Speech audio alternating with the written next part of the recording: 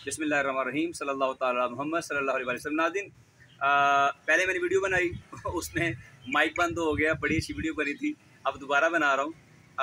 मिर्गी के मुतालिक मुझसे पूछा गया तो मैंने कहा मैं इंशाल्लाह कुछ अर्ज़ करूँगा, लेकिन हमेशा की तरह आगे चलने से पहले अगर अब तक आपने मेरे चैनल को सब्सक्राइब नहीं किया, चैनल को सब्सक्राइब करें, बेल आइकन पर क्लिक करें, कमेंट्स में अपनी राय का इजहार ज़रूर किया करें। जिस चीज़ का नहीं पता पूछ लिया करें।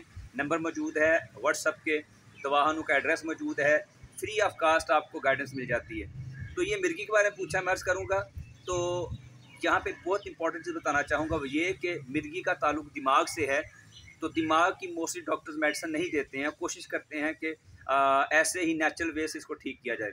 लेकिन चूँकि दवाई के अंदर भी शिफा रब रखता है, ऑपरेशन के दौरान भी डॉक्टर्स अपने आप के ऊपर बात नहीं लेते हैं, लिखते हैं और लिखवाते हैं जी आप लिख के दें यहाँ पे कि हम ज़िम्मेदार नहीं हैं। तो यूँ साबित ये हुआ कि हर चीज़, हर बात का मालिक असल में अल्लाह की ज़ात है।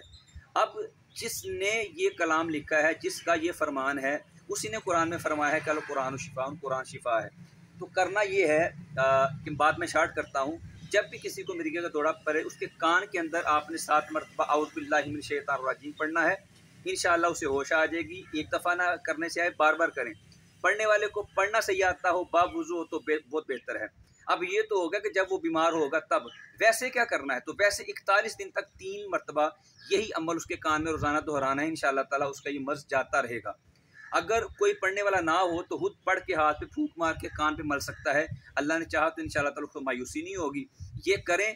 किसी भी बात के बारे में मालूमात लेनी हो, according to your any physical disease और mental disease, I am here. इंशाअल्लाह I will serve you better. कोशिश करें कि इन चीज़ों पे अमल करें और जिस चीज़ की नहीं समझ आती पूछ लिया करें। नेक्स्ट अच्छे टॉपिक से दोबारा हाज़िर होगा। बहुत शुक्रिया। अस्सलाम वालेकुम रहमतुल्लाहि व बरकातुहू।